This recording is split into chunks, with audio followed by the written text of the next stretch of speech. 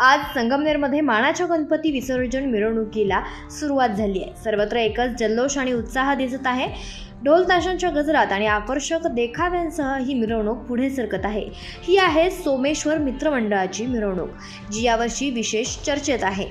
कारण या मिरवणुकीचा प्रारंभ संगमनेरचे आमदार अमोल खताळ यांच्या हस्ते झालाय। एक महत्त्वाची गोष्ट अशी की मानाचे मानपान जपण्यासाठी मंडळाला यंदा आरतीची 2 ताटं ठेवावी लागले। त्यामुळे आजी आणि माजी आमदार एकाच व्यासपीठावर एकत्र आल्याचं दुर्मिळ चित्र पाहायला मिळालं। राजकारणातील मतभेद बाजूला ठेवून सर्वजण या गणेशोत्सवात एकत्र आले आहेत। हे संगमनेरच्या एकोप्याचं प्रतीक आहे।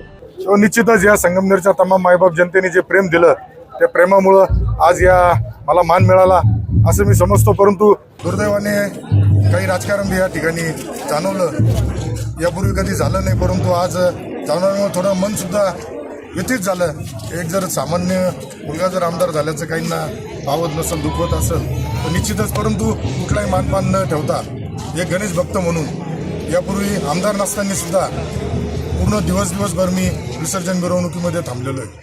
त्यामुळं निश्चितच मंडळाचे आमचे अध्यक्ष असेल, रोशन असेल, आमले त्यांचे सर्व सहकारी असेल, यांनी चांगल्या पद्धतीने हे केलं। परंतु दुर्दैवाने काही जणांनी त्याच्यामध्ये प्रकार केला। मी मानपान न ठेवता एक गणेश भक्त म्हणून आज इथं आलो होतो।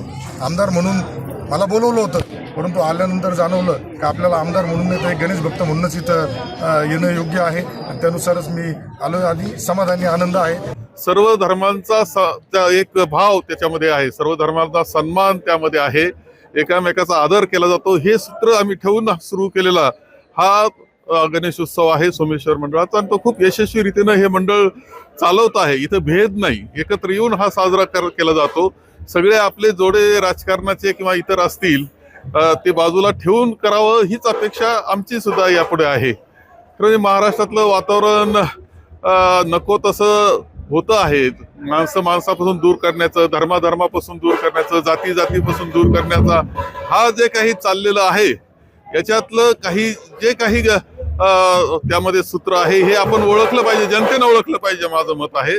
हे भेद काही कामाचे नाही, सर्वांनी एकत्र येऊन प्रगती केली पाहिजे। आणि म्हणूनच मी प्रार्थना श्री गणेश चरणी करील की आमचा महाराष्ट्र, आमचा देश आणि मानवता सुद्धा सुखी व्हावी, समाधानी व्हावी, एक समृद्ध आदर्श जीवन त्यांना मिळावं याकरता प्रार्थना मी करील। म्हटले की राजकारणाचे जोडे बाहेर ठेवले पाहिजे आणि अशा उत्सवात सहभागी झालं पाहिजे। विद्यमान आमदारांनी सांगितलं की कुठेतरी राजकारण केलं गेलंय, जो मान मिळायला पाहिजे तो मिळत नाही। आता हे काय, आता इथं राजकारण करण्याचं काहीच गरज नाही। काही व्यासपीठ अशा असतात एकमेकाचा सन्मान ठेवून करायचं असतं, आणि त्या पद्धतीने सोमेश्वर मंडळानं ती काळजी घेतलेली आहे।